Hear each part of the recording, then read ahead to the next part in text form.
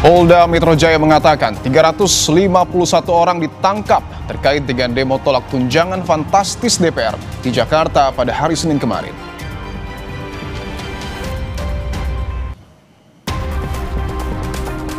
Demo tolak tunjangan fantastis DPR tak hanya di Jakarta. Tuntutan yang sama disuarakan mahasiswa di Medan, Sumatera Utara.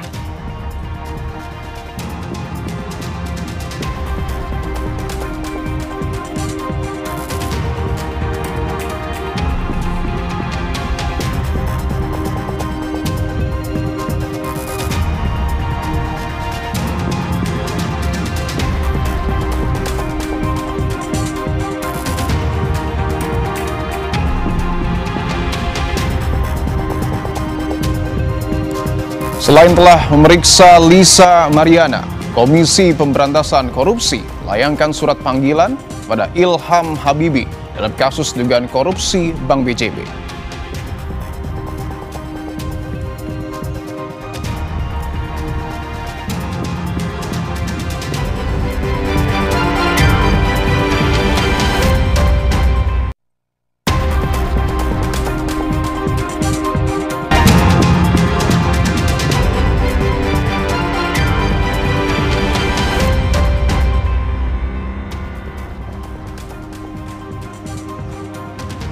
Halo, apa kabar saudara? Selamat datang di program Berita Kompas Petang. Saya Cindy Permadi.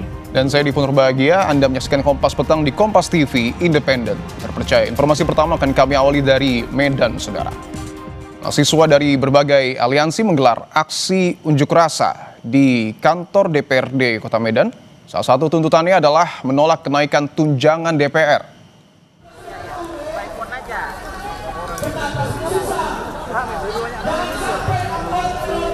Dengan membawa atribut seperti spanduk dan bendera, massa aksi yang tergabung dalam aliansi Mahasiswa Bersatu mulai memadati kantor DPRD Sumatera Utara sejak pukul 2 siang tadi. Massa aksi kemudian melakukan aksi bakar ban sambil menyampaikan aspirasi.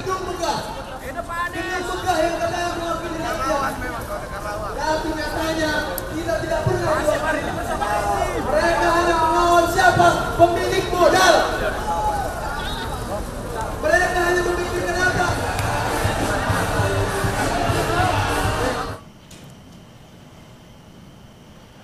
Selain membakar ban di depan gedung DPRD Sumatera Utara, massa aksi yang semakin padat juga berusaha untuk menerobos pagar gedung DPRD. Polisi pun berjaga di sejumlah titik, termasuk di depan gerbang DPRD Sumatera Utara. Koordinator aksi mengatakan ada banyak aspirasi yang disampaikan, salah satunya untuk mengalihkan anggaran DPR untuk program yang lebih pro kepada rakyat. Tuntutan rakyat yang pertama adalah menghapus tunjangan mewah dari DPR. Kedua, gaji DPR proporsional dengan UMK dan UMP. Itu sudah jelas, teman-teman. Yang ketiga adalah pengesahan RUU perampasan aset dan juga RUU anti korupsi yang sampai sekarang belum mereka sahkan, di mana mereka malah mengesahkan, teman-teman, undang-undang yang tidak ada hubungannya dengan masyarakat, teman-teman. Betul. Selanjutnya adalah transparansi hasil audit BPK dan KPK.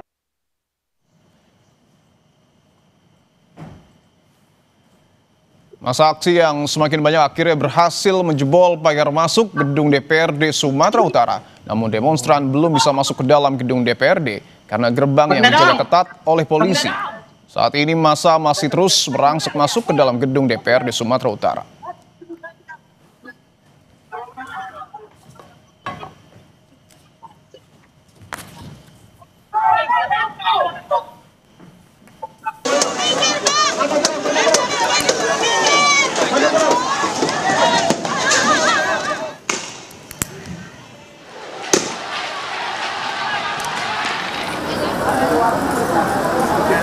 Sementara itu di Jakarta, polisi melepaskan sejumlah orang termasuk siswa yang ditangkap dalam penertiban atau pengendalian demonstrasi di kawasan kompleks DPR Senayan, Jakarta. Total 351 orang ditangkap polisi dalam demo di DPR.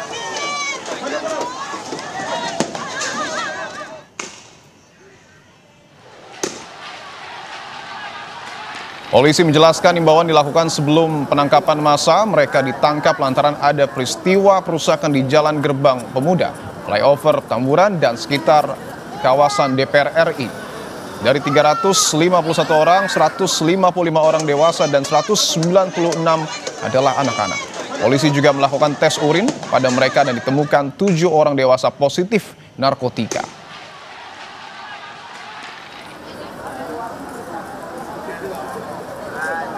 Ya, dari 350 orang yang diamankan, itu 155 diantaranya adalah dewasa,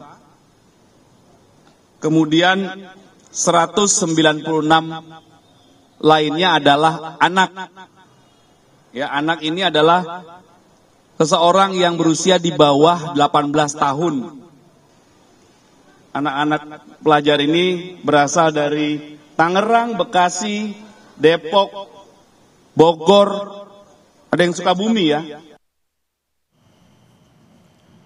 Komisi Perlindungan Anak Indonesia atau KPAI mengawal pemeriksaan anak yang ditangkap lantaran ikut demo di DPR. KPAI berkoordinasi dengan kepolisian dan Dinas Pemberdayaan, Perlindungan Anak, dan Pengendalian Penduduk DKI Jakarta untuk memastikan hak-hak anak tersebut terpenuhi. KPAI berharap sekolah tidak mengeluarkan anak-anak yang ikut demo, namun mencari akar masalah anak sampai ikut demonstrasi. Apapun alasannya, anak-anak tidak boleh dikeluarkan dari sekolah kecuali kalau ada pelanggaran yang ia lakukan sesuai dengan perjanjian ketika anak masuk sekolah. Ya, jadi kami berharap tidak ada anak-anak yang dikeluarkan dari sekolah karena ikut aksi ini, melainkan sekolah menangani secara optimal akar masalah kenapa anak-anak ini ikut, dan tentu bekerja sama dengan orang tua ya. Sebelumnya Polda Metro Jaya menangkap 312 demonstran yang terlibat dalam aksi unjuk rasa penolakan kenaikan gaji dan tunjangan fantastis anggota DPR pada Senin kemarin. Usai ditangkap, demonstran yang terdiri dari para pelajar, mahasiswa, dan masyarakat dari berbagai kalangan digelandang polisi ke gedung Direktorat Kriminal Umum Polda Metro Jaya untuk dimintai keterangan.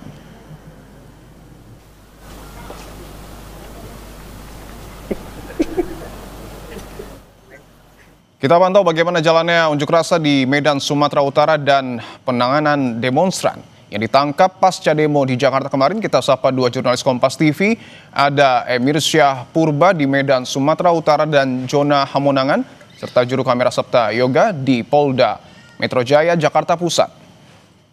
Kita akan menuju ke Emir terlebih dahulu. Emir, Anda bisa mendengar suara saya. Bagaimana jalannya aksi unjuk rasa di sana, Emir?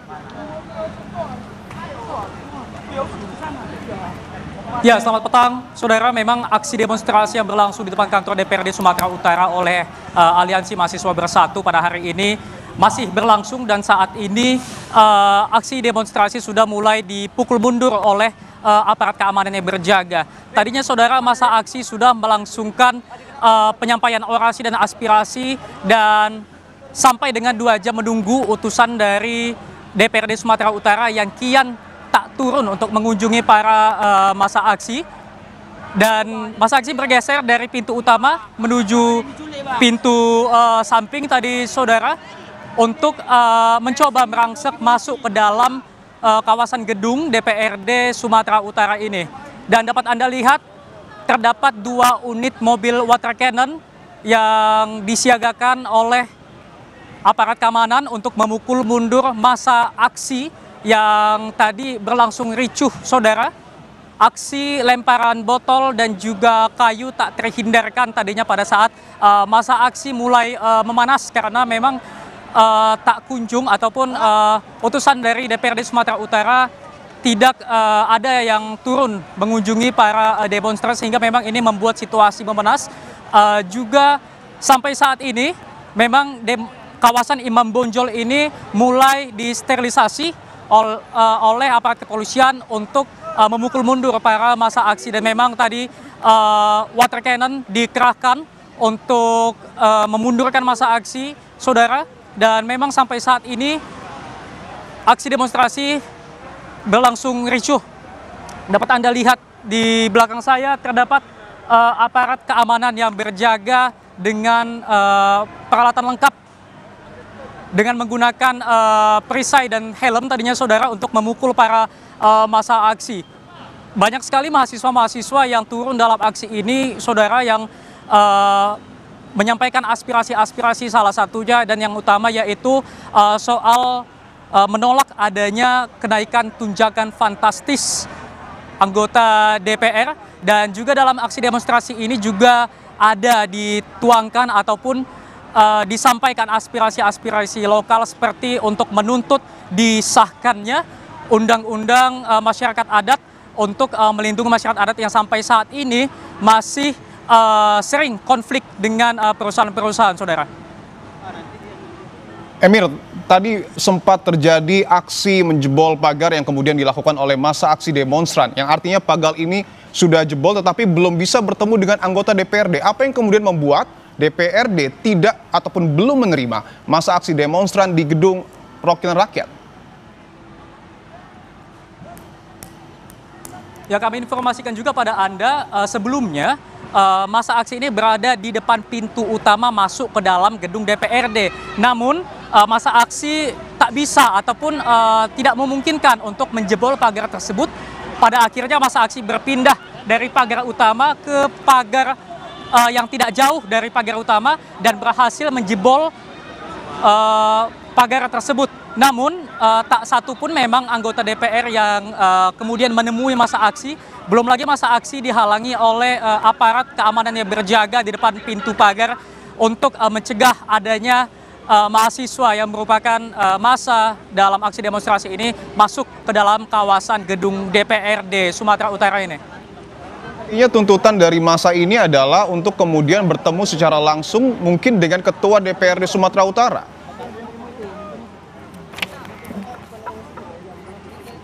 Ya, tadinya memang para massa aksi berkali-kali menyebutkan ataupun memanggil nama Ketua DPRD Sumatera Utara untuk dapat menemui dan kemudian berdialog kepada massa aksi. Namun seperti yang saya sampaikan tadi, selama massa aksi berdemo selama 2 jam, tak satu pun anggota DPRD Sumut ini menemui massa aksi, sehingga memang ini yang membuat situasi memanas. Dan terdapat juga beberapa tuntutan-tuntutan selain adanya penolakan terhadap kenaikan tunjangan DPR. Terdapat juga tuntutan seperti menolak adanya konsesi PT TPL di Desa Natinggir Kabupaten Toba. Kemudian massa aksi meminta pemerintah menjamin kesejahteraan dosen dan para guru dan menolak adanya pembahasan kenaikan iuran BPJS. Dan sampai saat ini aksi demo masih terus berlangsung meskipun massa aksi terus dipukul mundur oleh aparat keamanan.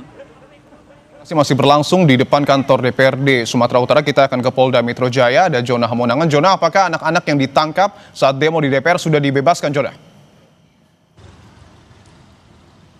Jadi untuk anak-anak jumlahnya ada 196 dan mereka secara bertahap sudah mulai dibebaskan. Jadi untuk bisa keluar mereka harus dijemput oleh orang tua masing-masing atau pengganti dari orang tua, misalkan omnya atau pamannya dan sebagainya. Jadi ada 351 yang ditahan, 155 merupakan orang dewasa dan 166 merupakan anak. Untuk orang dewasa belum dilepaskan sama sekali dikarenakan polisi masih melakukan penyelidikan untuk mencari tahu terkait dengan peran masing-masing.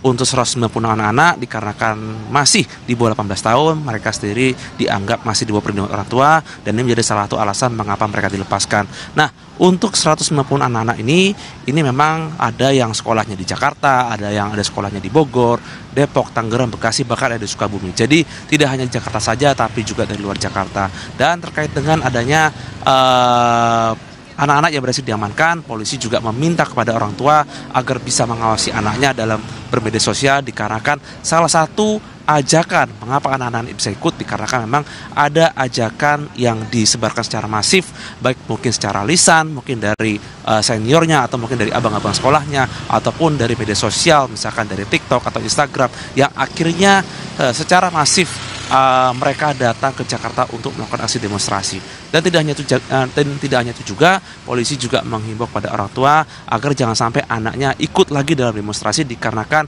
ini tidak ada manfaatnya dan dikhawatirkan anak-anak ini justru nanti malah menjadi sasaran. Apakah nanti sasaran mungkin dari orang-orang yang tidak bertanggung jawab ataupun dari tindakan lain. Yang pasti tadi terkait dengan pelepasan dari anak-anak ini kurang lebih sekitar pukul jam 13.30 dan ini masih berlangsung. Jadi ini secara bertahap, ada yang tadi keluarnya sekitar 20 orang, ada 30 orang menunggu kedatangan orang tua. Dan tadi saya juga melihat banyak sekali dari anak-anak itu yang sempat dimarahi orang tuanya dikarenakan banyak yang dari orang tua tersebut khawatir dikarenakan anaknya tidak pulang semalaman tapi ternyata malah berada di kepolisian. Jadi dari pihak polisian mereka mengontak atau menelepon pihak sekolah dan dari pihak sekolah akhirnya mengontak kepada orang tua untuk bisa menjemputnya. Jadi terkait dengan 355.1 hari ini sudah mulai dikeluarkan atau dilepas dengan catatan atau syarat orang tuanya harus datang menjemput di Ditreskrimum Polda Metro Jaya. Dipo. Terima kasih jurnalis Kompas TV Jona Homonangan melaporkan langsung dari Polda Metro Jaya. Sebelumnya juga ada Emir Syahpurba melaporkan langsung dari Medan, Sumatera Utara. Selamat bertugas kembali, rekan-rekan. Saudara, aksi unjuk rasa yang berlangsung di Jakarta kemarin berlangsung ricuh. Massa yang tergabung dari berbagai elemen masyarakat menolak tunjangan fantastis DPR. Dewan Perwakilan Rakyat Republik Indonesia yang seharusnya menjadi representasi suara rakyat ini justru menunjukkan sikap elitis dan jauh dari kepentingan masyarakat luas. Reformasi yang dahulu diperjuangkan dengan darah dan nyawa mahasiswa ini berada di ujung tanduk akibat oligarki politik dan kepentingan ekonomi segelintir pihak.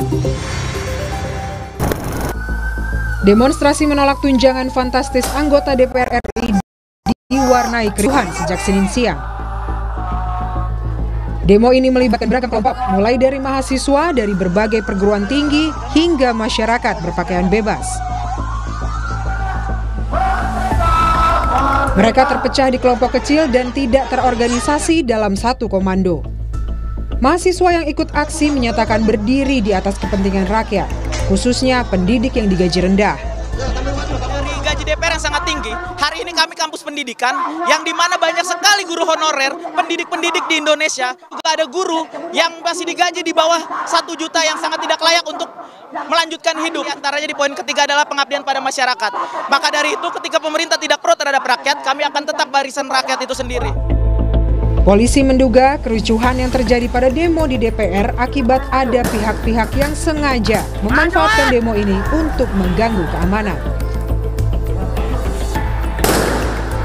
Kawat di depan DPR dirusak. Kemudian ada separator busway dirobohkan. Nah, ini diduga dilakukan oleh pihak-pihak lain yang ingin memanfaatkan situasi. Yang tentunya secara bertahap telah dilakukan upaya-upaya kepolisian oleh jajaran Polda Metro Jaya. Kami menurunkan setidaknya 1.250 personil.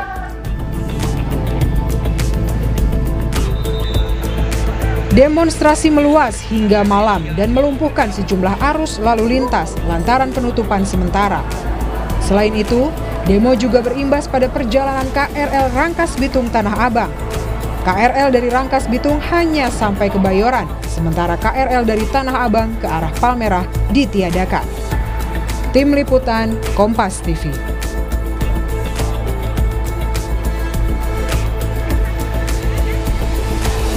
Saudara, keluarga korban penculikan dan pembunuhan Ilham Pradipta meminta polisi segera mengungkap motif pembunuhan. Keluarga berharap penyelidikan kasus ini dapat dilakukan secara transparan. Komisi Pemberantasan Korupsi atau KPK akan kembali memanggil selebgram Lisa Mariana berkaitan dengan penyidikan kasus dugaan korupsi proyek pengadaan iklan Bank BJB periode 2021-2023.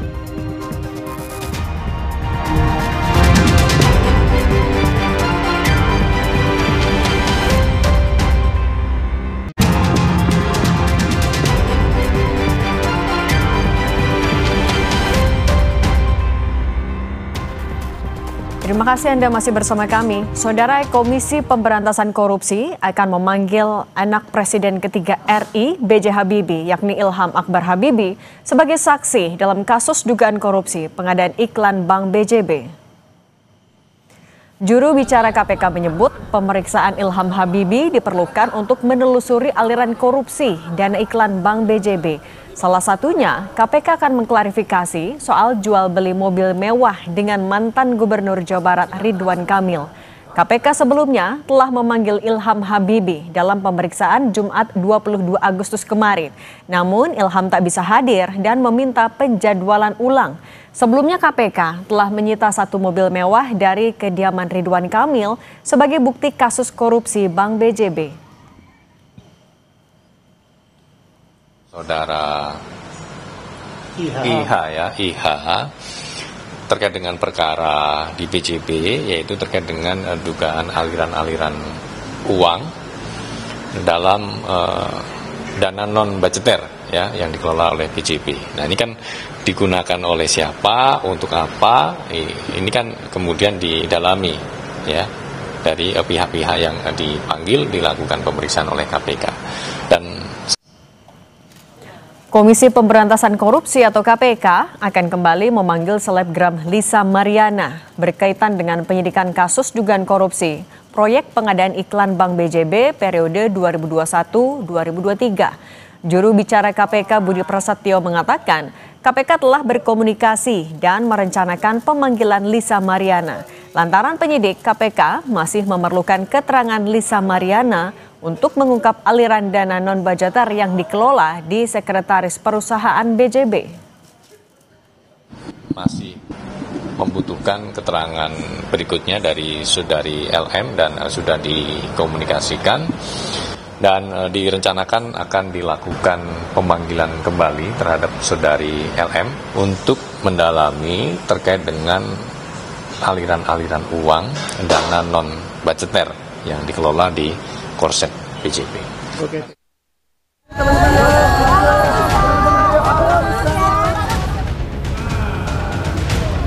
Dipanggil KPK gue tanggal 22 ntar. Ini belum final. Asal lu tahu ini belum final. Gue masih bisa bongkar yang lainnya. Di pemeriksaan Bank BJB, iya Ridwan Kamil ya. Ridwan Kamil.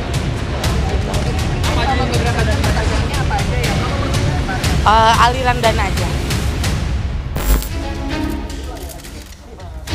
Komisi Pemberantasan Korupsi masih mendalami keterlibatan aliran dana yang diberikan mantan Gubernur Jawa Barat Ridwan Kamil kepada selebgram Lisa Mariana dalam kasus korupsi dana iklan Bank BJB. Setelah menjalani pemeriksaan pertama pada 22 Agustus 2025, KPK berencana akan memeriksa Lisa Mariana untuk kedua kalinya. Mantan pimpinan KPK M. Yasin menilai pemeriksaan lanjutan untuk mendalami apakah dana yang diberikan Ridwan Kamil kepada Lisa berasal dari tindak pidana korupsi dan apakah Lisa mengetahui asal uang yang ia dapatkan. KPK melacaknya kemana-mana yang ada kemungkinan, yaitu ada penempatan uang ataupun yang berupa layering maupun merupakan suatu bentuk dari integrasi uang itu seakan-akan bahwa uang itu adalah uang resmi. Kalau itu nafkah biasa, ya bahwa itu statusnya memang anak dan itu tidak melebihi batas kewajaran, dan yang bersangkutan tahu bahwa itu dari sumber yang bukan sumber yang legal, maka nah itu kalau tahu ya maka dikenakan pidana pencucian uang atau TPPU. Sebelumnya, usai menjalani pemeriksaan pertama oleh KPK pada 22 Agustus lalu, Lisa Mariana mengakui dirinya diperiksa oleh penyidik KPK terkait aliran dana dari Ridwan Kamil. Lisa juga mengakui menerima sejumlah uang dari RK untuk kebutuhan anaknya. Yang jelas sudah valid, ini mengenai kasusnya Pak Ridwan Kamil di Bank BJB. Berarti membenarkan adanya aliran dana tersebut? Ya kan buat anak saya. Berarti benar? Benar. Berapa banyak dan berapa jumlah? Ya saya tidak bisa sebut nominalnya ya. Aliran dana aja. Ya. Tak hanya Lisa Mariana, KPK juga berencana akan memeriksa Ridwan Kamil untuk mengkonfirmasi sejumlah aliran dana terkait kasus korupsi BJB dan sejumlah barang bukti dokumen, mobil, dan motor mewah yang sudah disita sebelumnya oleh penyidik KPK di rumahnya. Tim Liputan, Kompas TV. Kita ke sorotan lain, saudara. Keluarga korban penculikan dan pembunuhan Ilham Pradipta meminta polisi segera mengungkap motif pembunuhan. Keluarga berharap penyelidikan kasus ini dapat dilakukan secara transparan.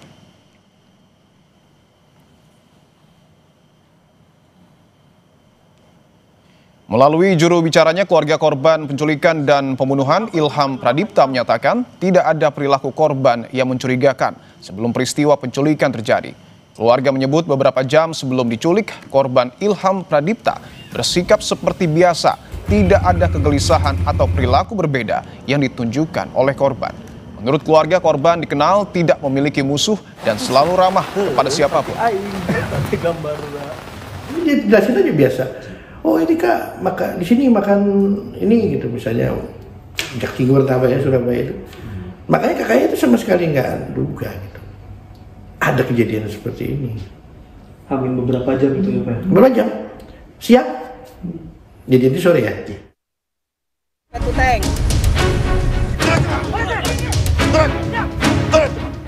Subdit Jatanras Polda Metro Jaya menangkap 4 orang yang diduga sebagai aktor intelektual di balik penculikan dan pembunuhan Kepala Cabang Bank BUMN Ilham Pradipta. Aksi kejar-kejaran antara polisi dan pelaku terjadi di Jalan Slamet Riyadi, Solo, Jawa Tengah. Pelarian pelaku terhenti setelah mobil yang digunakan dihentikan petugas Subdit Jatanras Polda Metro Jaya. Dalam penangkapan ini, 3 pelaku berinisial DJ, YH, dan AA berhasil ditangkap. Sementara tak butuh waktu lama, polisi kembali menangkap 1 pelaku lainnya berinisial C di wilayah Pantai Indah Kapuk, Jakarta Utara.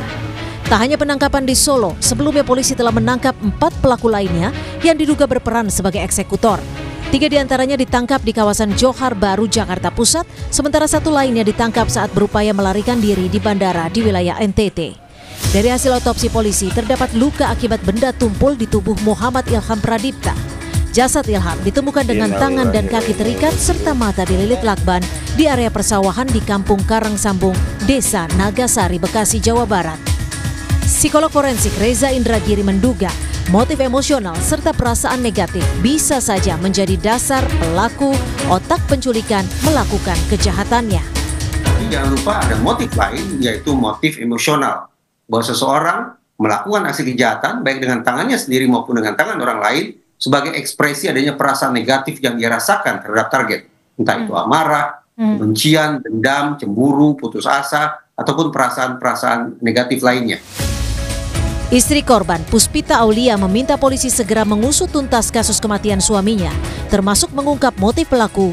Puspita juga meminta pelaku dijerat hukuman setimpal. Diusut sampai tuntas sih, cepat nangkep pelaku, terus ketahuan motifnya apa, otaknya apa. Karena kan selama ini kita masih bertanya-tanya, kok kenapa bisa suami saya yang kata orangnya baik, kok bisa diperlakukan tidak baik gitu. Kepala cabang sebuah bank BUMN Muhammad Ilham Pradipta ditemukan tewas di areal persawahan di Bekasi, Jawa Barat.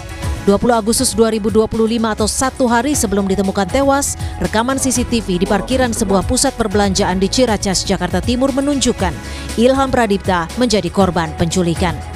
Dalam rekaman tersebut, korban sempat terlihat melawan saat disergap pelaku. Namun korban berhasil diculik pelaku dan dibawa ke dalam sebuah kendaraan berwarna putih. Hingga kini polisi masih mendalami motif penculikan yang menewaskan Muhammad Ilham Pradipta. Tim Liputan, Kompas TV.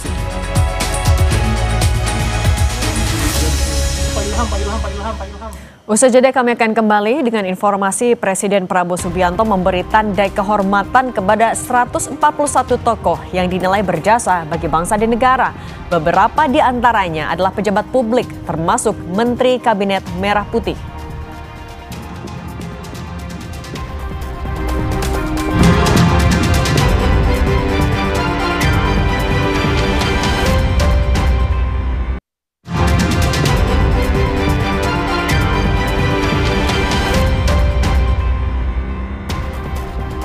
Kompas Petang kami lanjutkan, saudara. Presiden Prabowo Subianto memberi tanda kehormatan kepada 141 tokoh yang dinilai berjasa bagi bangsa dan negara. Beberapa di antaranya adalah pejabat publik termasuk Menteri Kabinet Merah Putih. Menteri Sekretaris Negara Prasetyo Hadi angkat suara terkait belasan jajaran menteri dan wakil menteri Kabinet Merah Putih yang mendapat gelar tanda kehormatan dari Presiden Prabowo Subianto.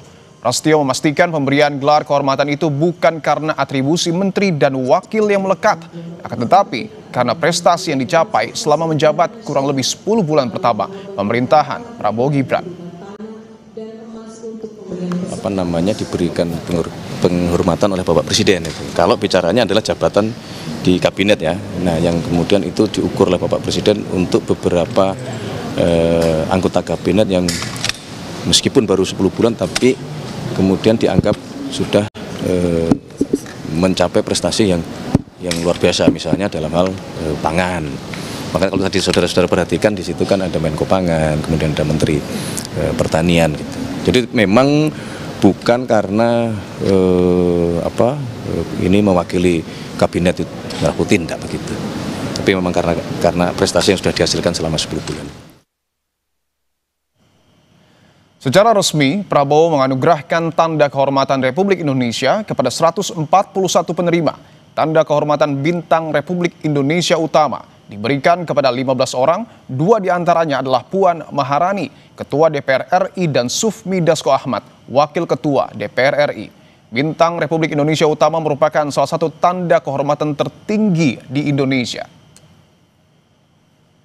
Kemudian ada tanda kehormatan Bintang Mahaputra Utama kepada 88 orang. 2 diantaranya adalah Letkol Teddy Indra Wijaya yang menjabat sebagai sekretaris kabinet karena dinilai memiliki kontribusi besar di bidang pemerintahan dan pelayanan publik. Dan juga ada Andi Syamsuddin Arsyad atau Haji Isam, pengusaha asal Kalimantan Selatan, karena dianggap berjasa dalam mendorong pertumbuhan ekonomi.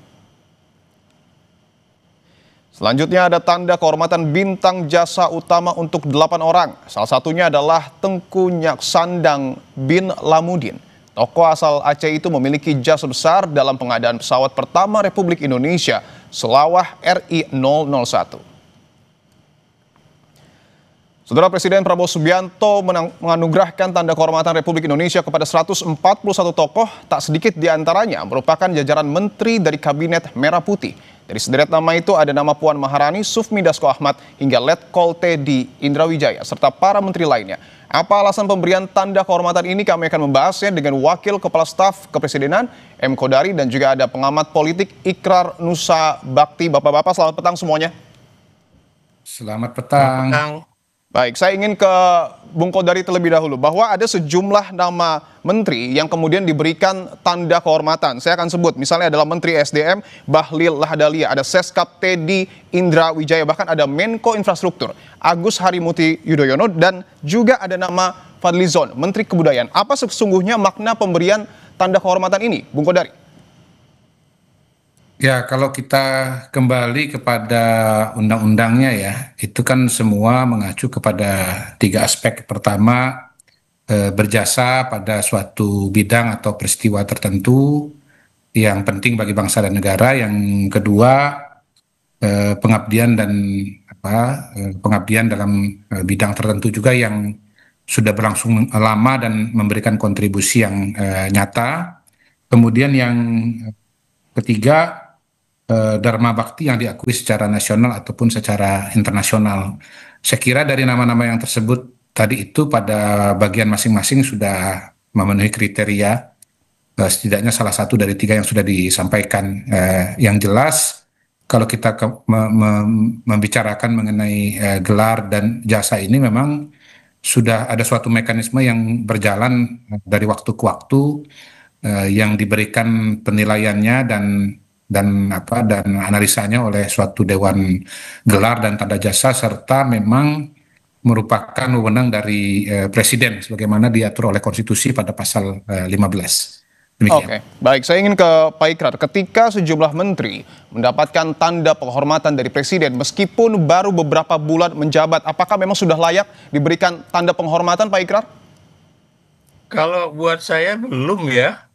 Ya, saya beri contoh aja lah, diri saya ini untuk menjadi pegawai negeri itu kan misalnya tanda apa istilahnya tuh, dedikasi kita kan 10 tahun, kemudian 20 tahun, 30 tahun dan sebagainya. Nah, ini kalau kemudian seorang menteri yang baru menjabat 10 bulan, bagaimana kemudian dia dikatakan sudah melakukan suatu tindakan-tindakan yang baik untuk rakyat? apalagi kalau kita lihat ya bagaimana kondisi ekonomi kita pada saat ini ya, atau kemudian kalau kita lihat yang paling kecil aja lah, bagaimana beras itu menghilang dari pasar, bagaimana kemudian dikatakan bahwa Menteri Pertanian ataupun mereka yang menangani masalah-masalah logistik itu benar-benar sudah bekerja sebaik-baiknya ya.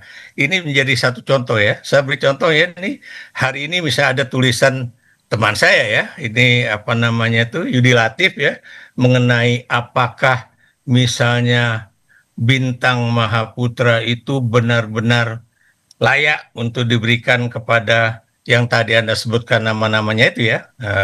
Dia memberikan contoh ya, bagaimana pada masa lalu itu bintang Mahaputra itu diciptakan untuk mahkota kenegaraan ya, dan itu diberikan kepada contohnya di sini ya, Jenderal Sudirman, kemudian juga Muhammad Natsir, Ki Hajar Dewantoro dan sebagainya ya. Tapi di situ tampak jelas ya, apakah kemudian tiga orang itu benar-benar layak mendapatkan bintang yang tadi saya katakan Mahaputra tersebut. Kalau buat saya iya, karena memang mereka itu mendarmabaktikan dirinya itu untuk Indonesia.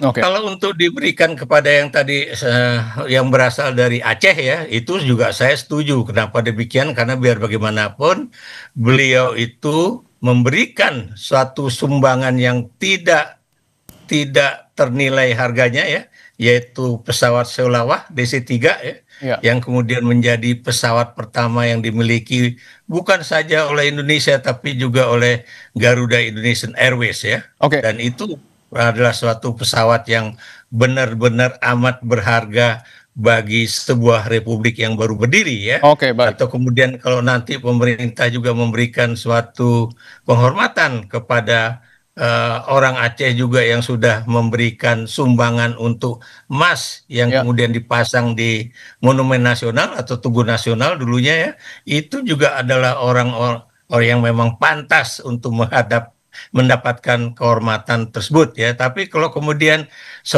seorang menteri yang baru bekerja 10 bulan atau kemudian seorang anggota DPR yang baru juga 10 bulan bersama Pak Prabowo Subianto kemudian mendapatkan bintang jasa yang cukup tinggi. Artinya ada beberapa nama menteri yang kemudian Anda sebut belum layak. Apakah ada nama-nama lain yang mungkin menurut Anda juga tidak layak? Karena ada beberapa nama pengusaha, sebut saya seperti Haji Isam yang juga kemudian diberikan tanda penghormatan. Tanggapan Anda? Nah, jadi kalau Haji Isam ya, ini kan apakah karena beliau ini membantu Pak Prabowo dan juga dulu Presiden Jokowi untuk misalnya food estate ya. Pertanyaan saya, food estate yang kemudian juga dulu dikerjakan oleh Haji Isam itu benar-benar sudah berhasil atau belum ya?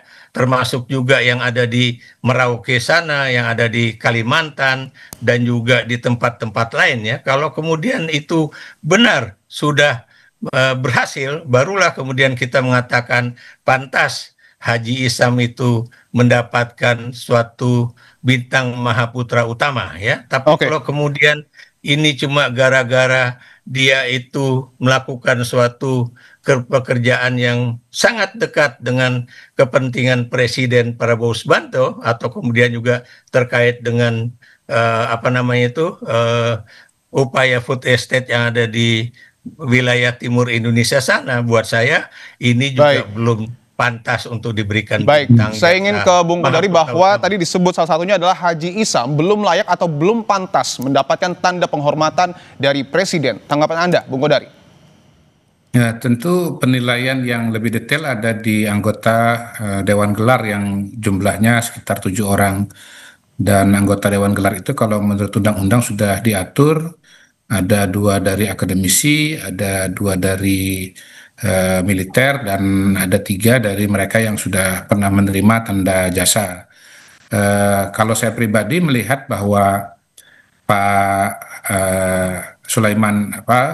Haji Sulaiman Samsudin Hafsat itu telah menjadi tokoh yang mempelopori sebelum bicara food estate tentunya adalah dunia pertambangan di Indonesia, dunia batubara, membuka lapangan kerja yang sangat luas terutama di Kalimantan Selatan, beliau juga melakukan usaha-usaha untuk penguatan pertanian berkaitan dengan tebu, ya, dengan gula. Jadi pekerjaan-pekerjaan yang dilakukan sudah menjadi inspirasi bagi pengusaha Indonesia, sekaligus juga merupakan tokoh pengusaha dari daerah yang telah berkontribusi banyak dalam hal energi di Indonesia. Jadi bukan hanya food estate saja, tetapi juga kegiatan-kegiatan ekonomi yang lain. Baik, saya ingin sambungkan karena ketika bicara soal Haji Isam, oke lah kita sebut bahwa pengusaha yang sudah lama. Tetapi kalau deretan menteri ini baru 10 bulan dan tadi disebut oleh Pak Ikrar belum layak. Apakah tidak terlalu terburu-buru Pak Presiden memberikan tanda penghormatan ini? Begini, di era Pak Prabowo ini ada banyak sekali terobosan-terobosan dan program-program baru yang sangat masif. Contohnya sekolah rakyat, bagaimana program ini belum pernah ada sebelumnya. Sekolah yang diperuntukkan untuk kalangan desil 1, desil 2, 10% dan 20% terbawah kalangan masyarakat kita. Saya berkeliling kepada keluarga dan calon siswa penerima sekolah rakyat betul-betul dalam kondisi yang sangat memprihatinkan. Mereka-mereka yang jangankan untuk sekolah, makan pun juga kesulitan. Ini dengan adanya program sekolah rakyat ini, mereka punya peluang bukan hanya untuk bisa sekolah, tetapi juga punya seragam, punya fasilitas sekolah, punya bisa makan, mendapatkan asrama, pendidikan yang optimal untuk masa depan yang lebih baik, dan itu dikerjakan dalam waktu yang singkat, yang dalam waktu 10 bulan tadi, bahkan belum 10 bulan. Misalnya kemarin Pak Prabowo memberikan pengarahan kepada guru, kepala sekolah, guru sekitar 2.000, kepala sekolah sekitar 165, yang sudah menerima manfaat ini sangat banyak, dan ini baru sekolah rakyat sementara ya. Bung Kodari. Sementara pada saat yang bersamaan juga akan dibangun sekolah rakyat permanen. Jadi menurut saya sih, kalau saya pada posisi itu, menurut saya sih layak. Karena saya bisa membayangkan bagaimana besarnya effort yang harus dikeluarkan untuk bisa Bung Kodari, saya ingin minta penjelasan dari Istana. Apa yang kemudian menjadi landasan pemberian tanda penghormatan untuk Puan dan juga Sufmi Dasko Ahmad yang kita tahu DPR sedang dikritik keras oleh publik? Kalau Mbak Puan dan Pak Dasko, tentu saja beliau-beliau adalah orang-orang yang sudah sangat menjabat lama ya di pemerintahan, terutama DPR. Mbak Puan ini sudah periode yang kedua. Saya kira kalau mengenai Mbak Puan, nanti saya minta tolong sama Bang Ikrar yang menjelaskan. Saya yakin beliau bisa menjelaskan Mbak Puan dengan lebih baik. Baik. Saya ingin langsung ke Pak Ikrar. Pak Ikrar, Pak Dasko juga banyak perannya, banyak sekali perannya ya, menjembatani komunikasi antara eksekutif dengan legislatif, membantu mencari titik temu dalam berbagai momentum penting, misalnya seperti kemarin ada miskomunikasi mengenai pulau antara Provinsi Sumatera Utara dengan Provinsi Sumatera Utara dengan Provinsi Aceh. Kemudian ketika ada kelangkaan LPG di lapangan, beliau turun tangan dan membantu mencarikan solusi. Saya kira sangat bisa dijelaskan dan sangat. Saya ingin ke Pak Ikrar. Pak Ikrar, bahwa Ketua DPR Puan Maharani dan juga Wakil Ketua DPR Sufmi Dasko Ahmad mendapatkan Bintang Republik Indonesia Utama, penghargaan tertinggi. Apakah kemudian di tengah demonstrasi yang kemudian disampaikan oleh publik, dua tokoh ini pantas mendapatkan penghargaan? Saya sebelum menjawab pertanyaan Anda, kita juga lihat dulu lah ya, dari misalnya Prolegnas ya, Program Legislasi Nasional, itu baik pada saat beliau sekarang udah menjadi Ketua DPR dan juga Wakil Ketua DPR, berapa yang kemudian sudah dijalankan ya. Kemudian juga Prolegnas sebelumnya itu juga kita bisa lihat ya. Dan kemudian bagaimana perubahan-perubahan misalnya Undang-Undang KPK pada 2019, atau kemudian juga ya berbagai perubahan undang-undang misalnya Omnibus Law, mereka sudah ada di DPR ya. Apakah itu berjalan sesuai dengan keinginan rakyat? Apakah kemudian itu juga sudah mengambil aspirasi rakyat ya? Dan sekarang yang ramai kemarin ya misalnya dalam kaitannya dengan tunjangan dan juga pendapatan anggota DPR ya. Orang waktu itu cuma ribut mengenai tunjangan yang bertambah 70 juta ya, yang kemudian jumlahnya menjadi sekitar 100 juta rupiah. Tapi Kompas kemarin itu benar-benar mengejutkan bahwa rupanya itu take home yang take home pay yang didapat oleh anggota DPR itu adalah 230 juta rupiah ya. Itu benar-benar sangat jomplang antara yang namanya kondisi masyarakat yang benar-benar sulit bernafas untuk bisa hidup ya, dengan para wakil rakyat mereka ya, apalagi Dasko dan juga Puan itu adalah pimpinan DPR yang harusnya juga berkata, janganlah kita diberikan kenaikan tunjangan ataupun berbagai macam tambahan tersebut ya, ketika rakyat itu masih susah. Anda bisa bayangkan ya, 12 juta tunjangan untuk beras. Itu kalau Anda perhatikan, itu kalau harga beras taruhlah sekarang ya, itu 90.000 rupiah per 5 kilo ya. Itu berapa yang mereka bisa dapatkan sementara rakyat susah begitu. Baik, pada akhirnya tentu publik yang akan menilai apakah kemudian para pejabat publik kita layak mendapatkan penghargaan atau tidak dari Presiden. Terima kasih sebelumnya Wakil Kepala Staf Kepresidenan M. Kodari dan juga ada pengamat politik Ikrar Nusa Bakti. Sehat-sehat selalu Bapak-Bapak. Sehat-sehat selalu. Yuk. Saudara, Badan Penyelenggaraan Haji resmi menjadi Kementerian Haji dan Umroh menyusul disahkannya rancangan Undang-Undang Penyelenggaraan Ibadah Haji dan Umroh menjadi undang-undang oleh DPR.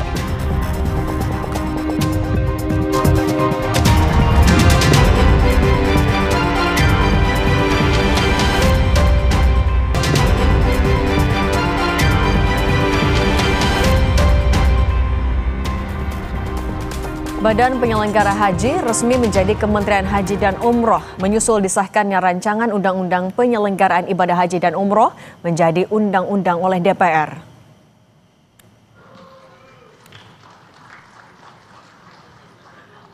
Sidang Dewan yang terhormat, berikutnya kami akan menanyakan.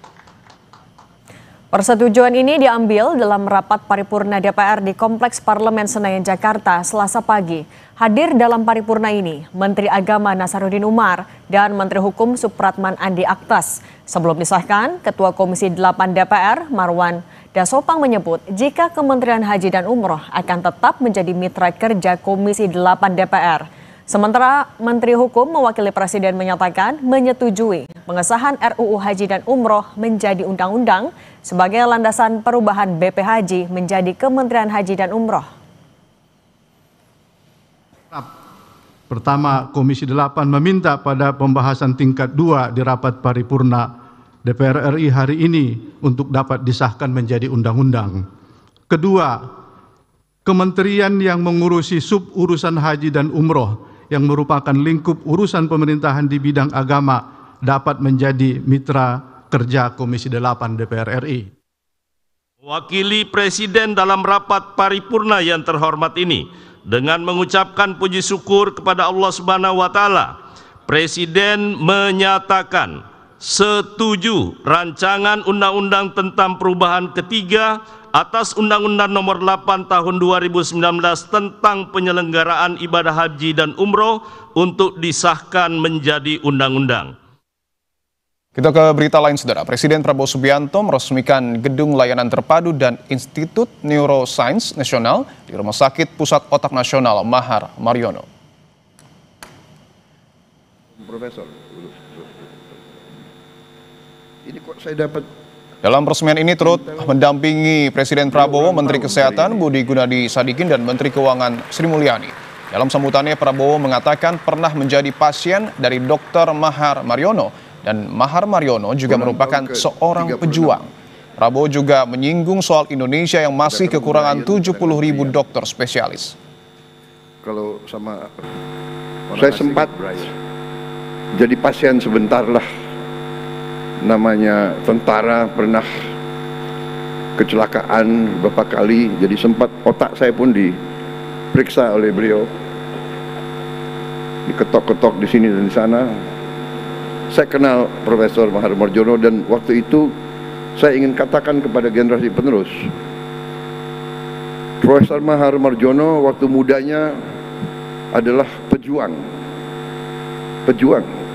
ikut angkat senjata.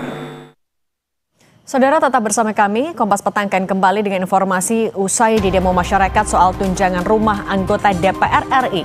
Wakil Ketua DPR RI Sufmi Dasko Ahmad menjelaskan Tunjangan rumah dibayarkan 50 juta rupiah per bulan hanya selama 1 tahun untuk biaya sewa rumah selama 5 tahun menjabat. Informasinya sesaat lagi.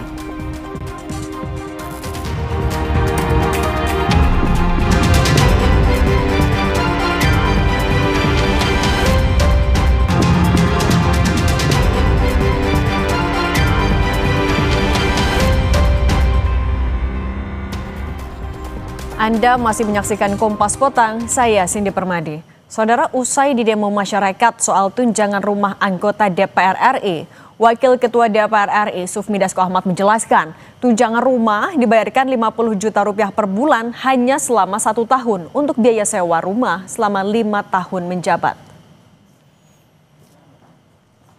Dasko menjelaskan, usai tak lagi mendapatkan fasilitas rumah dinas, anggota DPR RI mendapat uang tunjangan rumah sebesar 50 juta rupiah per bulan. Itu akan diberikan selama 1 tahun terhitung dari Oktober 2024 hingga Oktober 2025. Besaran uang digunakan untuk kontrak rumah sepanjang 1 periode menjabat, 2024 hingga 2029 atau selama 5 tahun. Anggota DPR RI tidak akan mendapat tunjangan rumah per November 2025. DPR itu mendapatkan tunjangan perumahan setiap bulannya 50 juta dari bulan Oktober 2024 sampai dengan bulan Oktober 2025, yang mana uang tersebut akan dipakai untuk kontrak rumah selama masa jabatan anggota DPR 5 tahun, yaitu selama 2024 dan sampai dengan 2029. Jadi setelah Oktober 2025, setelah bulan Oktober 2025, anggota DPR itu tidak akan mendapatkan tunjangan kontrak rumah lagi. Masa pengunjuk rasa memadati area sekitar gedung DPR sejak pukul 10 pagi, Senin 25 Agustus 2025. Polisi menyebut setidaknya ada 6 elemen masyarakat yang ikut serta dalam unjuk rasa dengan salah satu agendanya menolak kenaikan gaji dan tunjangan anggota DPR.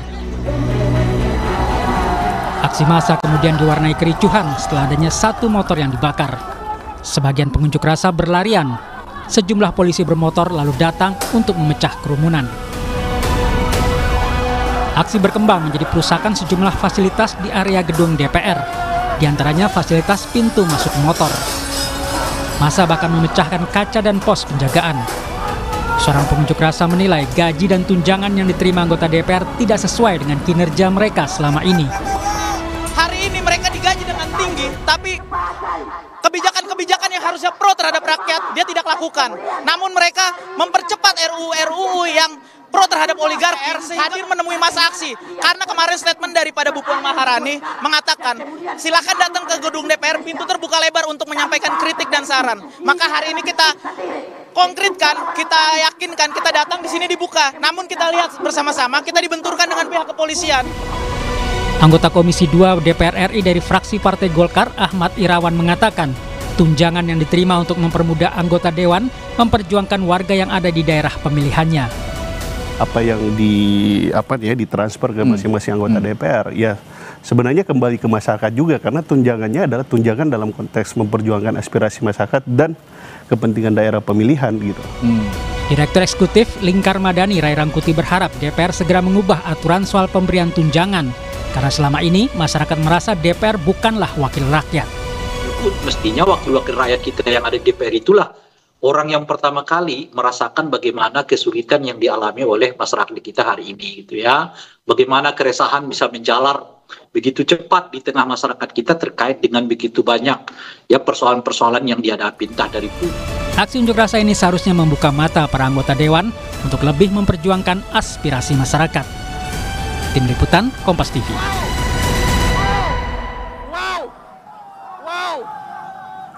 Bagaimana DPR menyikapi tuntutan dan aspirasi masyarakat yang menentang jumlah fantastis tunjangan anggota DPR? Kita bahas bersama Ketua BEM Universitas Indra Prasta PGRI Abdul Wahid Kaliki, Direktur Eksekutif Lingkar Madani Ray Rangkuti, dan anggota Komisi 2 DPR RI fraksi Golkar Ahmad Irawan. Selamat petang semuanya. Malam Mbak, malam. Assalamualaikum warahmatullahi wabarakatuh. Waalaikumsalam warahmatullahi wabarakatuh. Saya mau ke Mas Wahid dulu. Mas Wahid, saya mau konfirmasi, kemarin jadinya ada anggota DPR-kah yang menemui mahasiswa berdialog audiensi? Oke, baik. Terima kasih tim Kompas TV. mengingat daripada kami juga selaku mahasiswa Universitas Indah-Prasta PGRI yang diwakili oleh kami Badan Eksekutif Mahasiswa Universitas Indah-Prasta PGRI sempat terlibat dalam melaksanakan aksi pada tanggal 25 Agustus kemarin ya di depan DPR RI yang tepatnya di Gerbang Pancasila. Kalau dari tim DPR sendiri tidak ada konfirmasi untuk atau niat untuk menemui kami masa aksi khususnya dari Badan Eksekutif Mahasiswa Universitas Indah-Prasta PGRI. Sempat memang terjalin komunikasi, namun selama kami menunggu komunikasi itu pun tidak kunjung sampai kepada kami agar bagaimana kami bisa difasilitasi masuk ke dalam gedung DPR RI dan kemudian berdiskusi secara langsung terkait dengan problematika yang saat ini terjadi di masyarakat dan khususnya tuntutan yang kami bawa sendiri. Oke, kalau gitu saya mau ke Mas Irawan. Mas Irawan katanya kemarin belum ada nih pertemuan, tapi demo kan tidak hanya di Jakarta, hari ini juga ada di Medan. Salah satu yang disoroti adalah soal tunjangan. Gimana sih DPR menindaklanjuti dari aspirasi? Nah, sebenarnya terkait dengan isu ramainya diskursus publik terkait dengan tunjangan bagi setiap anggota DPR ini kan telah menjadi perhatian publik gitu, termasuk juga menjadi perhatian DPR secara institusional melalui apa yang disampaikan oleh pimpinan DPR gitu.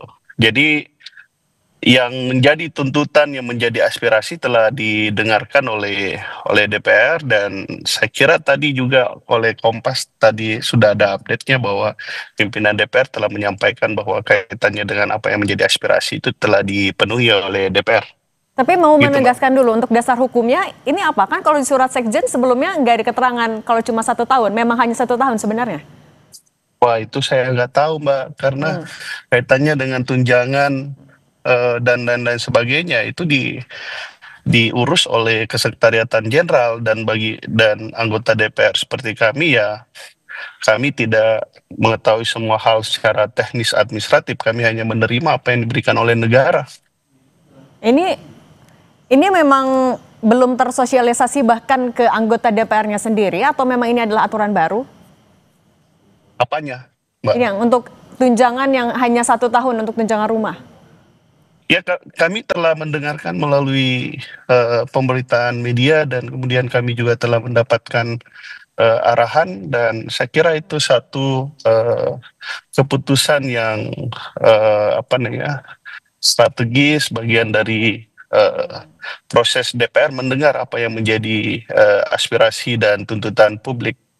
Oke, kalau gitu saya ke Bung Rey Rangti. Bung Rey, kalau dari Wakil Ketua DPR, Sufmi Dasko Ahmad kan bilang ini sebenarnya cuma kesalahpahaman aja. Ini benar cuma kesalahpahaman atau ketidakterbukaan yang menyebabkan publik bingung akhirnya?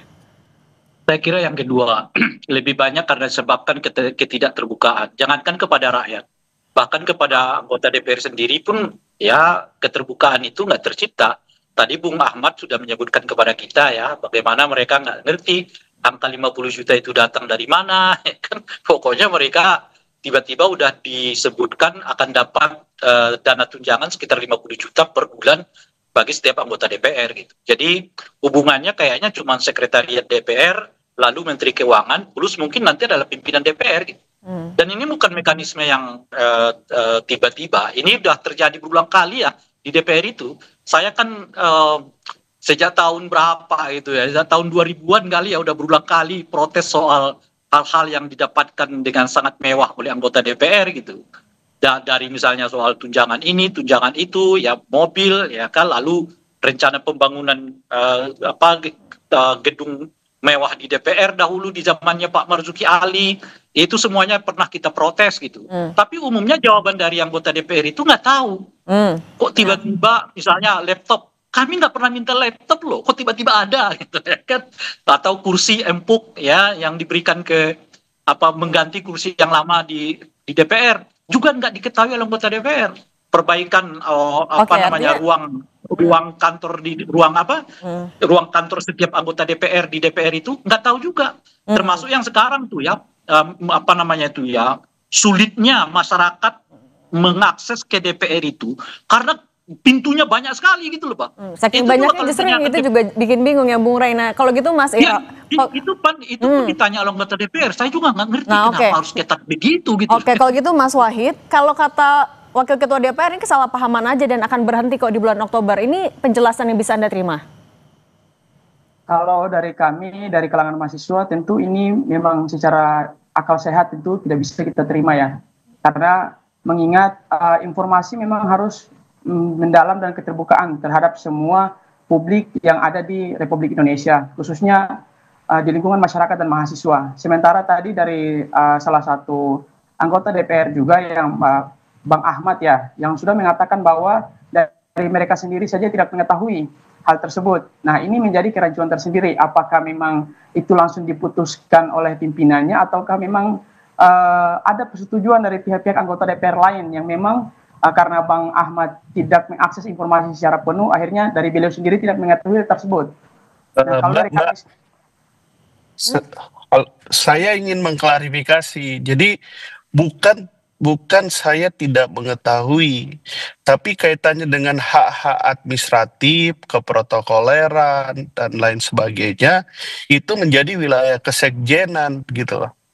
Oke, tapi kan Mas Irawan, ini kan juga adalah sesuatu yang ini berasal dari uang negara yang diterima juga oleh anggota parlemen. Ketika itu tidak diketahui kan kita juga butuh kepastian. Artinya tapi tunjangan apa saja sebenarnya yang diterima? Kalau misalnya memang tunjangan rumah itu diberhentikan sampai Oktober, kejelasan gimana sih Mas? Nah, itu yang kami sampaikan, yang ingin kami menyampaikan terima kasih atas apa yang diberikan oleh negara kepada kami dalam rangka menjalankan tugas, fungsi, dan kewenangan kami gitu.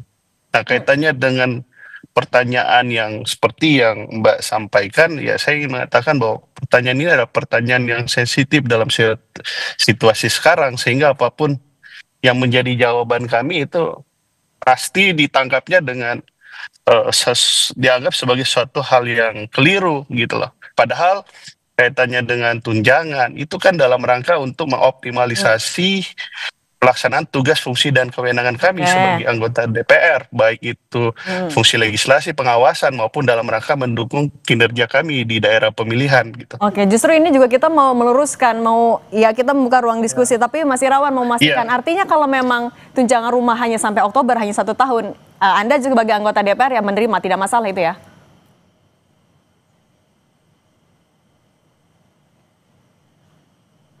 Mas Irawan bisa dengar? Oke. Mas Irawan. Ya bisa. Okay. Tadi kepotong gimana? Artinya tapi kalau memang cuma sampai bulan Oktober 1 tahun saja tunjangan rumah, Anda tidak masalah? Ya itu kan kami ini kan anggota DPR. Kami mengikuti apa yang kemudian diputuskan bersama antara pemerintah dan DPR. Dan sebagai satu institusi negara, anggota dari sebuah institusi negara, ya kami mensyukuri saja apa yang diberikan oleh negara, yaitu yang kami terima gitu loh. Namun perlu yang kita ketahui bahwa kita butuh parlemen yang kuat dalam rangka untuk melaksanakan check power itu, check and balances itu gitu. Oke, kalau gitu. Itu saja. Oke, Bung Ray Rangkuti, tapi sebenarnya gimana sih harusnya parlemen menangkap, merespons dari gelombang protes ini? Tapi jangan dijawab dulu, kita akan lanjutkan lagi usai jeda. Tetap bersama kami di Kompas Petang.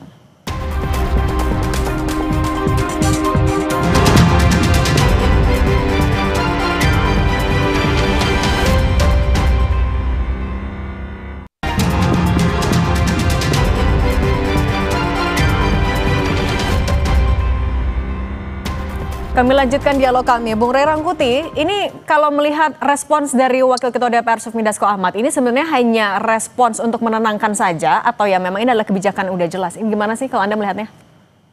Nah itu yang perlu ya, kan semua keputusan itu harus ditandai dengan surat menyurat ya, hitam di atas putih lah.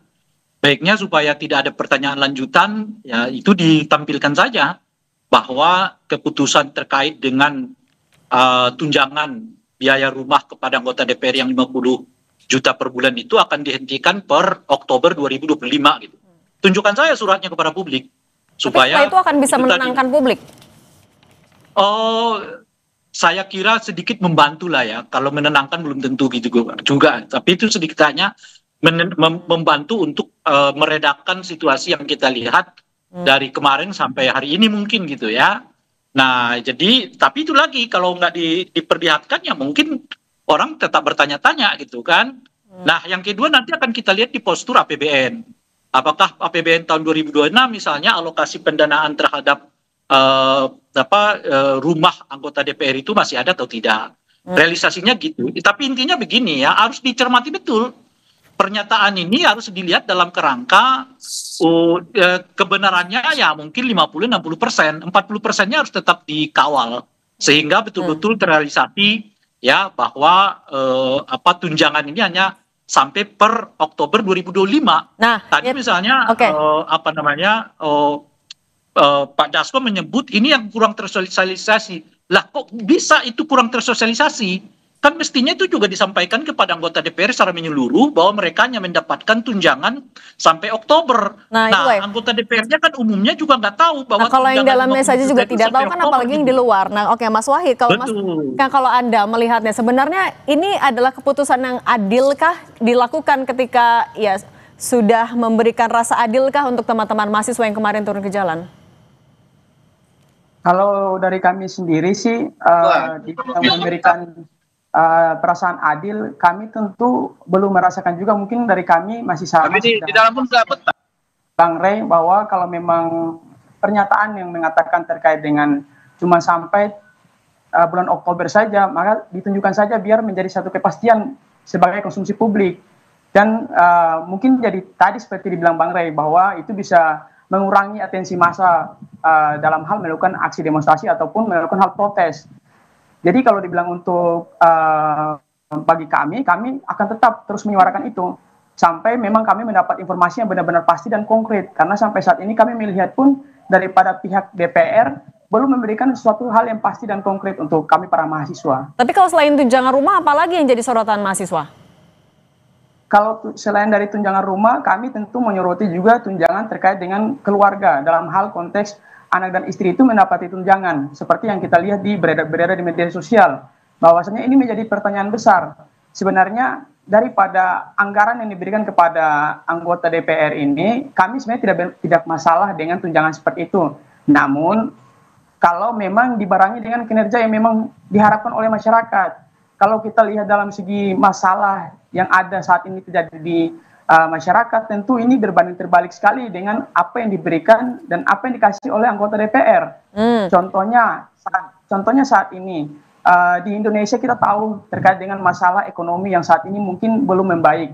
Kemudian warga ataupun publik dikagetkan dengan tunjangan 50% dari 50 juta yang kepada anggota DPR ini tunjangan tinggi itu jadi tanya ketika kinerjanya dinilai belum sesuai. Nah, gimana Mas Irawan menanggapinya, kinerjanya yang disoroti? Ya, makanya kami melihat bahwa kritik yang disampaikan oleh publik, kritik yang disampaikan oleh teman-teman mahasiswa adik-adik kita itu sebenarnya lebih merupakan gambaran atas harapannya terhadap DPR harus bisa melakukan pengawasan yang efektif terhadap pemerintah, terus meningkatkan kualitas legislasinya dan lain-lain sebagainya. Jadi kami lebih melihat itu sebagai satu gambaran itu proses aksi hari ini, bahwa harapan terhadap DPR ya itu sangat tinggi, dan itu kami ucapkan terima kasih atas segala perhatian yang diberikan oleh publik dan teman-teman. Kalau gitu realisasinya gimana? Realisasi dari harapan tinggi itu gimana? Kalau mbaknya mengikuti, hampir tiap hari ada rapat-rapat check and balance terhadap program-program pemerintah dilakukan kepada DPR. Tapi saya ingin menyampaikan dua hal. Satu, bisa jadi bahwa kritik tersebut atau apa yang disampaikan termasuk oleh mbaknya mungkin kan tidak mengetahui sehari-hari mengikuti day to day apa kemudian yang dilakukan oleh DPR setiap harinya, bahwa kualitas kinerja pemerintah hari ini juga itu tidak terlepas dari apa yang pengawasan dilakukan oleh DPR. Yang kedua ya mungkin karena a priori gitu. Jadi bahwa apa yang dilakukan oleh DPR salah gitu. Kenapa? Karena tidak percaya terhadap institusi DPR. Itu yang kemudian dan ke depan yang akan kita perbaiki, memperbaiki kepercayaan publik terhadap DPR. Nah nah salah satu untuk memperbaiki kepercayaan itu Mas Irawan, ini juga untuk mengklarifikasi. Artinya dalam waktu dekat juga DPR akan membahas soal tunjangan yang dinilai memberatkan di tengah, ini kan di tengah protes akan ada pengurangan tunjangan misalnya? Mbak, saya sekali lagi ingin menyampaikan bahwa terkait dengan hak-hak administrasi, hak protokoler, dan lain-lain sebagainya yang memang telah menjadi hak yang telah diatur dalam undang-undang, itu menjadi wilayahnya kesekjenan untuk kemudian bisa memberikan jawaban yang jelas dan pasti terkait dengan hak-hak yang diterima oleh DPR. Kami anggota DPR kan hanya bekerja apa yang menjadi tupoksi kami, di luar tupoksi kami ya tidak kami kerjakan gitu. Oke, kalau gitu Mas Ahmad Irawan, Bung Ray Rangkuti, dan Mas Abdul Wahid Kaliki, terima kasih sudah berbagi di Kompas Petang. Sehat selalu semuanya. Saudara, usai jeda kami akan kembali dengan informasi polisi membenarkan salah satu otak penculikan Muhammad Ilham Pradipta, Kepala Cabang Bank BUMN di Cempaka Putih, Jakarta Pusat, ternyata seorang pengusaha bimbingan belajar, yakni Dwi Hartono.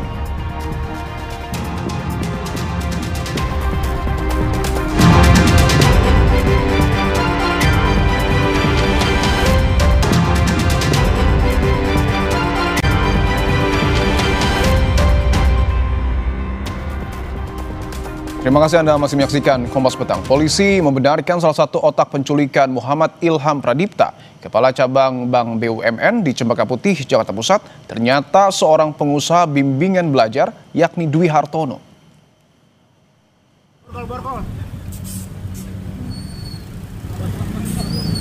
Dwi Hartono diduga berperan sebagai aktor intelektual dalam menculikan dan pembunuhan Ilham. Polisi telah menetapkan Dwi Hartono dan 3 pelaku lainnya sebagai tersangka dengan peran sebagai otak penculikan dan pembunuhan Ilham Pradipta. Polisi menyebut total sudah menangkap 15 orang pelaku yang terlibat dalam penculikan dan pembunuhan Kepala Cabang Bank BRI Ilham Pradipta. Kami sudah membenarkan tadi bahwa saudara DH adalah seorang pengusaha atau salah satu bidang usahanya adalah bimbel online, ya. Ya, jadi 15 ya yang diamankan ya total ya. Perannya masing-masing masih didalami, dipastikan secara pasti ya, sehingga nanti bisa disimpulkan dari 15 ini perannya masing-masing apa, berapa orang yang sudah ditetapkan sebagai tersangka, atau kemungkinan lainnya bagaimana, ini masih terus dikembangkan ya. Mohon waktu. Sementara itu, kuasa hukum salah satu pelaku penculikan Kepala Cabang Bank BUMN menyebut ada 3 klaster dalam peristiwa ini, mulai dari pengintai, penjemputan paksa hingga eksekutor. Ia menyatakan kliennya hanya berperan dalam penjemputan paksa dan tidak terlibat dalam eksekusi yang menyebabkan korban meninggal dunia. Dalam kesempatan ini, kuasa hukum pelaku juga menyampaikan permohonan maaf sebesar-besarnya kepada keluarga korban.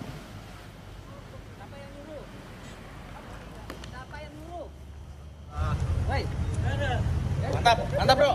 Saya masuk di mana dekat sini? Hah? Semarang. Enggak, berhenti dulu bentar. Mereka mengantar itu, mereka juga dalam tekanan. Itu, dan mereka salah satu terduga penjemputan paksa ini menyampaikan ke keluarganya bahwa mereka memang baru diperintahkan untuk membuang jenazah. Jadi peran mereka itu sampai di situ. Informasi tadi menutup Kompas Petang hari ini. Saya Cindy Permadi. Dan saya Dipo Nurbahagia. Terima kasih. Sampai jumpa.